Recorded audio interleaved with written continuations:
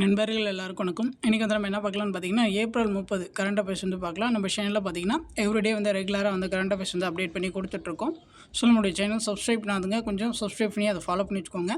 சரி வாங்க பார்க்கலாம். ஃபர்ஸ்ட் கொஸ்டின் பாருங்கள். மார்க் கார்னி எந்த நாட்டின் பிரதமர் அப்படின்னு சொல்லி கேட்டிருக்காங்க. ஸோ இவர் பார்த்தீங்கன்னா இதுக்கு முன்னாடி வந்து பிரதமராக இருந்தார். ஸோ அதுக்கப்புறம் பதவி விலகி திரும்ப வந்து மீண்டும் வந்து பிரதமர் ஆகிட்டார். சரிங்களா? ஸோ இவர் வந்து எந்த நாட்டுடைய பிரதமர் அப்படின்னு சொல்லி பார்த்தீங்கன்னா ஆப்ஷன் பி கனடா. அடுத்து பாருங்கள்.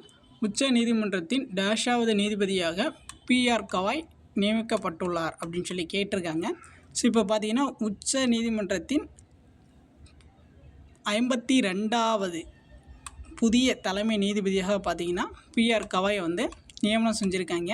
ஸோ இது வந்து ரொம்ப முக்கியம். இப்போ உச்ச நீதிமன்றத்துடைய தலைமை நீதிபதி வந்து யார் அப்படின்னு சொல்லி பார்த்தீங்கன்னா பிஆர் கவாய். அவர் பார்த்தீங்கன்னா எத்தனாவது நீதிபதினு பார்த்தீங்கன்னா 52வது நீதிபதி. அடுத்து பாருங்கள்.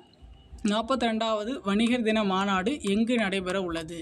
42வது வணிகர் தின மாநாடு எங்கு நடைபெற உள்ளது அப்படின்னு சொல்லி பார்த்தீங்கன்னா ஆப்ஷன் சி செங்கல்பட்டு. சரிங்களா? அடுத்து பாருங்கள். காவலர் தினம் எப்போது கொண்டாடப்பட உள்ளது? இப்போ பார்த்தீங்கன்னா ரீசெண்டாக வந்து சட்டசபையில் வந்து மு.க. ஸ்டாலின் வந்து அனௌன்ஸ் பண்ணியிருக்காரு. காவலர் தினம் பார்த்திங்கன்னா எப்போ கொண்டாட போகிறாங்கன்னா செப்டம்பர் 6ஆம் தேதி.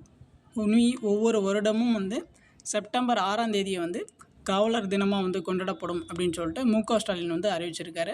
ஸோ அடுத்து பாருங்கள். மெட்ராஸ் மாவட்ட காவல் சட்டம் இயற்றப்பட்ட ஆண்டு வந்து கேட்டிருக்காங்க. மெட்ராஸ் மாவட்ட காவல் சட்டம் பார்த்திங்கன்னா 1858 வந்து கொண்டு வந்திருப்பாங்க. அடுத்து பாருங்கள். ஆக்சிம் விண்வெளி நிறுவனம் எந்த நாட்டில் உள்ளது? ஆக்சிம் விண்வெளி நிறுவனம் வந்து எந்த நாட்டில் இருக்குது அப்படின்னு சொல்லி பார்த்தீங்கன்னா ஆப்ஷன் பி அமெரிக்க நாட்டில் தான் வந்து இருக்குது. அடுத்து பாருங்கள். சுதிர்மான் கோப்பை போட்டி வந்து எந்த நாட்டில் வந்து நடக்குது அப்படின்னு சொல்லி கேட்குறாங்க. சுதிர்மான் கோப்பை வந்து கிரிக்கெட் கிடையாது, இது தப்பாக இருக்குது. டென்னிஸ் போட்டி வரும். சரிங்களா? சுதிர்மான் கோப்பை டென்னிஸ் போட்டி வந்து எந்த நாட்டில் வந்து நடந்துச்சு அப்படின்னு சொல்லி பார்த்தீங்கன்னா ஆப்ஷன் பி சீனா. சரிங்களா? ஸோ அவ்வளோதான். இன்றைக்கான கரண்ட் அஃபேர்ஸ் வந்து நம்ம பார்த்தாச்சு. உங்களுக்கு வேறு ஏதாச்சும் டவுட் இருந்துச்சுன்னா நீங்கள் வந்து கமெண்ட் பண்ணுங்கள், நம்ம வந்து ரெஸ்பான்ஸ் பண்ணுவோம். தேங்க்யூ.